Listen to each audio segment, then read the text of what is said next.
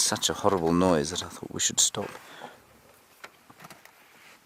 And he's testing the urine to see if any of these females are ready to mate. Now, look on his right shoulder there.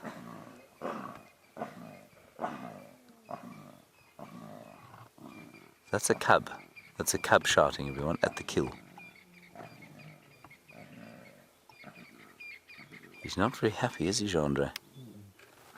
Indeed, he could be considered cross.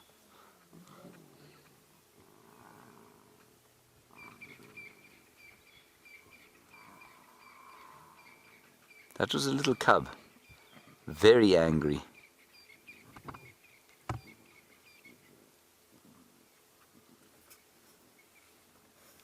And there's a little breeze. Sorry, I was rudely interrupted there, of course, by the sound of a crested francolin.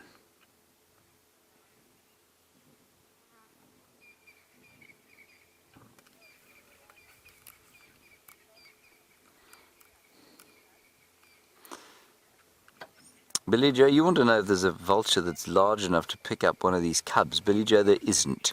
The lappet-faced vulture is an enormous vulture, but the white-backed is not too small, both of which have been recorded killing their own prey. If they found a vulture on its, at least a cub on its own, they might think about killing it and then eating it, but they wouldn't be able to pick it up because lappet-faced and white-backed and all the vultures don't have grasping talons.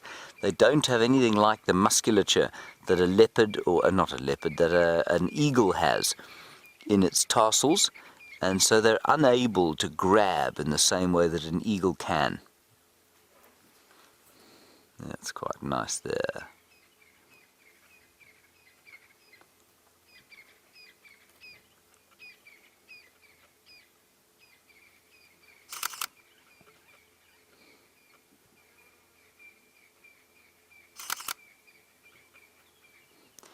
I know this might bug you slightly. I'm just trying out a new camera to see if it'll work for various purposes that we have, but it does have a very loud shutter noise.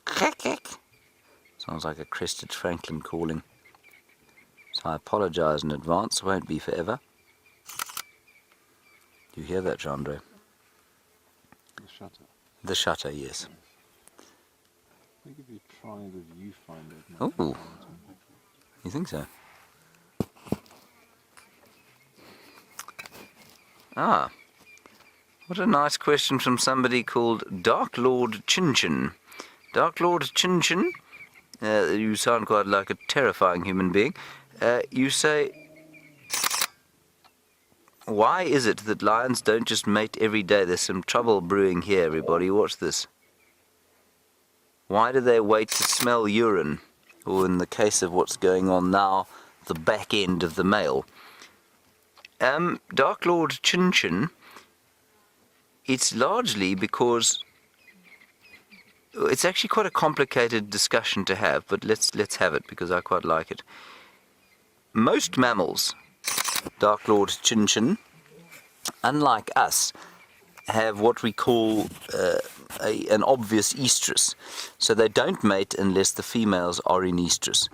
And in estrus means in heat, basically they're ready to mate, they're about to ovulate, and they can conceive when they mate.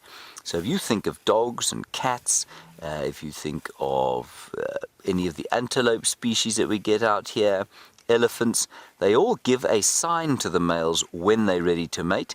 That then inflames the males and they will then mate. It's very unusual that you have what we call concealed estrus. And the most obvious species that has concealed estrus, Gendre, is the human being, correct. Human beings have got concealed estrus, and the reason we think that that has happened in the evolutionary history of our species, and indeed of a few different primates, chimpanzees and bonobos being notable examples, is that by hiding estrus, you keep a male close by. So let's take us back to the cavemen, if you like. A woman that hides her estrus period means that the male never knows when he is going to be able to impregnate her. And what that means is that you keep him around and he doesn't mate and just disappear. So in many of these species, like lions for example, the male plays very little role in actual child rearing or support of the females. And so they have this hidden estrus period. Or not hidden estrus, they have a very obvious estrus period. Sorry, Jandra, that's going to burn my face off. If you don't mind, we can carry on back to the lions. And so in a long and roundabout way, Dark Lord Chin Chin, the reason they don't have hidden estrus is because it's set up like that, and they don't need to keep the male around for child rearing purposes. The closer you get to the primates, the less that happens. And basically all of this has got to do with avoiding infanticide. But that's a very long discussion. The cubs are now back at the kill, so I think we're going to move straight back there, if that's all right with everybody.